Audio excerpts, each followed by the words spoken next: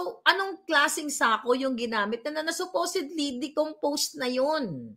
Ano yung nakalagay na buto? Ang tanga-tanga talaga. Yes, Leon. Ang taga-taga ng mga bangag administration. DOJ, magpapaniwala pa kayo dito? Buong-buo yung sako. Putang ina, kahit grade 1. Jutang Genemes, ginagago na kayo ng bangag administration at mga alpotera. Mamaya magtanong ka dyan. Meron tayong alpotera topic, ano? So ngayon, months lang, dapat nga warak-warak na ito eh. 'Di ba? Ang lake ba may current? Sa Taal Lake? 'Di ba? May, pag bumabagyo, bumabangga-bangga yan. Ilang bagyo na dumaan. Dapat warak-warak na yung sako. Baka sa sementeryo galing yung buto-buto. Kasi mukhang, ano ba ang sabi diyan? Ang sabi ang tawag dito, ng witness, ano ba sila?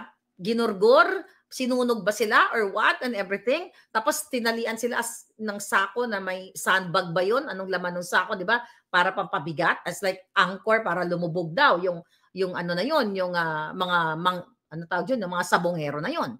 So ngayon, mga kababayan, may epekto lahat dyan. Titignan yung sako, meron bang algae yun? Or algae? Or lumot? Di ba? Titignan mo yun. Ano ba yung, bakit walang mga lumot yung mga buto-buto? Parang sinunog or, baka mamaya galing sa sementeryo yon katulad ng in-explain ako, tapos ginawa nilang barbecue. That's oh my God. Putang ina, nakakatawa talaga tong gobyerno na to, tapos isasama nila ni Bangag yan sa SONA. Nakita niyo yung sako, buong-buo.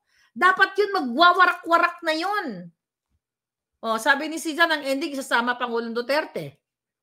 Kasi ang daming impact yun. Ang daming impact na ano ba tong, yung environmental impact na tinatawag, yun nga, ito ba yung, di ba yung yung tawag dito, yung Taal Volcano, medyo may ma-acid yung kanilang yung kanilang water. So yun yung mga consideration na titignan ng isang forensic expert. Di ba? Kasi kung mayroon bang part of the Taal Volcano is may salt water din siya, di ba? At least may salt water. Oh, sabi ni Dens, may chemical reaction. Yes, marami yan. Maraming titignan ng consideration. Pero dun pa lang, mga kababayan, sa sako pa lang, yung baha taon-taon sa Pilipinas, yung paghampas-hampas ng, sa lake na naman, kahit pa paano siguro, hampas-hampas, siyempre yung sako na yon, kung inaanod, kinukuha ng isda, may mga isda yun eh. Kinakagat ng isda, sa kanila buong buo. Ano yun? Anong kadyatahan yun?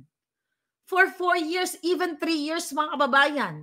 Dapat yung sako na yun nilulumot na, di ba? Meron na mga butas-butas kasi pwedeng kinagat ng isda, hinampas ng kung may alon, sumangit doon sa mga foreign mga objects doon, bato man yan, kawayan man yan. Di ba? Yun yung titignan niyo sa forensic consideration. Kasi nga sa ating mga mata na mga eksperto dito sa social media na nanonood ng mga forensic episode na yan, at hindi lang naman ito drama yung pinapanood natin, di ba? Ang sabi may natagpuan na mga buto-buto. Kaya sabi ko, anong klaseng sako yun? Aba, dapat yumaman yung nagbenta ng sako na yan.